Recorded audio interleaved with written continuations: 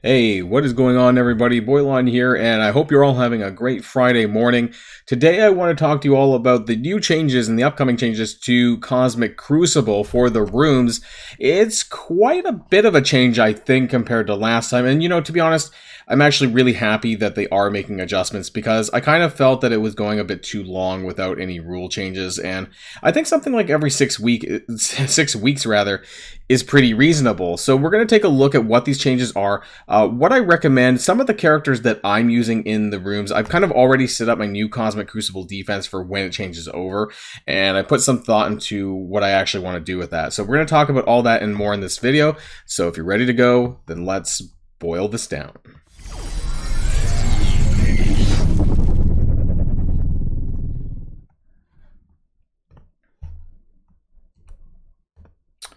And first of all, we need to talk about what's actually being changed here for the rules. So it's going to be rooms 3, 4, and 6 that are being updated. Rooms 1 and 2 are the same. We're still going to have the Defender's Advantage, which is the buff, the 20% health buff here and the 10% damage that you guys are used to. And Stage 5, which is the Cosmic, the reduction of turn bar, that's the same as well. So the first things up is room number 3. Now, it's basically a mutant room. So on crit, mutant characters bury yourself for 15% of their max health. Now, what's interesting, and before we start with, what I think about the new rooms, is I think that the old rooms were very exclusionary. And what I mean by that is, if you guys ever remember, if you guys saw, my Cosmic Crucible table, and that was for me, for the old, or the current / old, rooms 3, 4, and 6, 5, and 6, and to show which teams you could use where. There was a lot of problems as to where you could use certain characters because certain teams had buffs, certain teams had debuffs, and then that would cause problems, for example, with these rooms, like the defense up flipping, the speed up flipping to trauma, these kinds of things. And it required people to really understand the ins and outs of almost every character to understand where they could be used and if it would be useful or not. So now they've kind of changed this where you can use any characters anywhere. So let's be clear that you can actually, for the most part, except for maybe room number 5 here, you can use any character or set of characters anywhere in rooms 3, 4, and 6. It's just that now, if you want to use, say, mutants, mystic, and skill characters, they're getting a little bit of a buff. So that's, the main changes here. So for room number 3, we have on crit mutant characters barrier. So, that's probably in line with trying to encourage people to use Unlimited X-Men, right? We have that going on right now with the Scourge event. And, previously you would want to run the Unlimited X-Men or, X-Men Hybrid either in rooms 1, 2, or 5. Because those were the only places that you could use them previously, because Gambit and Rogue had so many buffs that they would eventually get dinged by trauma or flipping buffs because they had almost every buff imaginable. I know that with Gambit there was speed up, so that would cause flipping into trauma if you were not using the full Unlimited X-Men team, so if you're using an X-Men Hybrid team, and so you really had to be careful about where you were using your character. So now they do get additional crit on that team as well, so this is going to be a very good team for them in room 3 for Cosmic Crucible defense. You could also, of course, don't forget, it's on both sides, so if you want to use them on offense in room 3, that's going to be very good as well, so it's on both sides of the field. And for teams like X Factor, who obviously have high crit as well, if you're still using them, they're going to get some additional barrier for their crits as well. So definitely going to be an Unlimited X-Men kind of room here, but there might be some space to use X Factor as well. But those are the main mutant characters. I mean, you could use Weapon X, but realistically, I don't know if they get too much enhanced crit, but you can still do that. Now, room number 4, Mystic Amplification. City Mystic characters gain 25% drain, 50% damage, and 500% resistance. This is pretty wild. Now, in terms of the characters that you're going to be using, we're going to take a look at what I'm going to be using and why I thought about the characters that I did, because I have a City Mystic setup that I am going to be using for this. It's 4 City Mystic characters with 1 other character. And then room number 6. Now, this is a really interesting one as well. Skilled Batteries. On turn, skill characters generate 1 ability energy for an adjacent ally. Now, I don't know if that means per adjacent ally, meaning that you could get up to 2 per turn, but there's some things that you really need to take in consideration when you're doing this. So if you look at, and I think if I go back into my game, oh, I had this up. I wanted to go back into the skill characters really quick before we actually take a look at the rooms here. I had this preset up. So this is only going to be good for characters who don't start with their alt loaded. And that's why I had this listed. I had Echo, Gamora, Moondragon, because they don't typically start with their ultimate.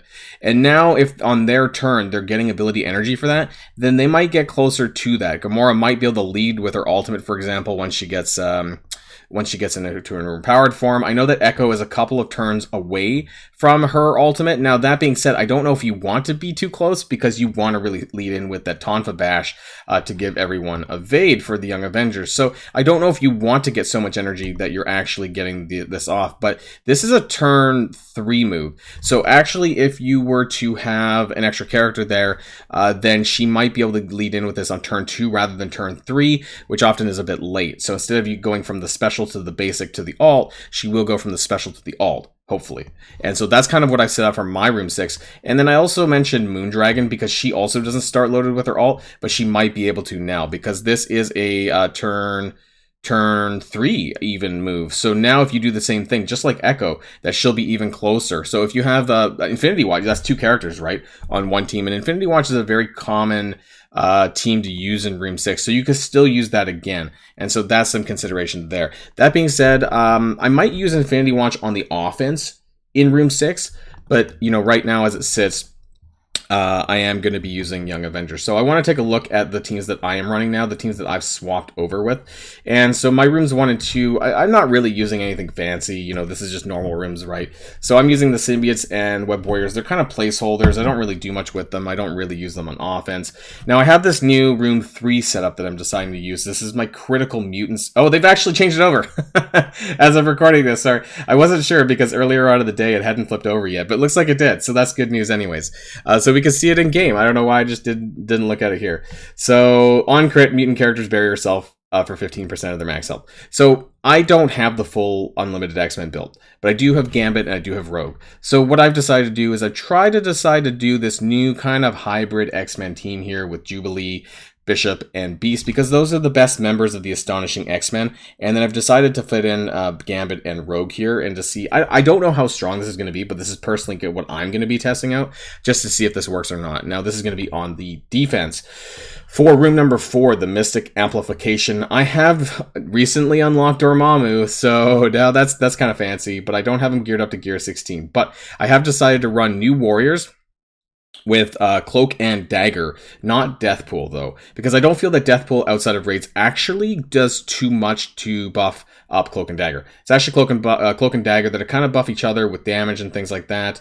So you're getting a significant increase here. 25% drain, 50% damage, and 500% resistance. Now, I decided to also throw in Ghost Rider and Morbius. Now, I know Morbius is a war offense character, but with that huge, significant 50% damage increase, I think that's pretty whopping.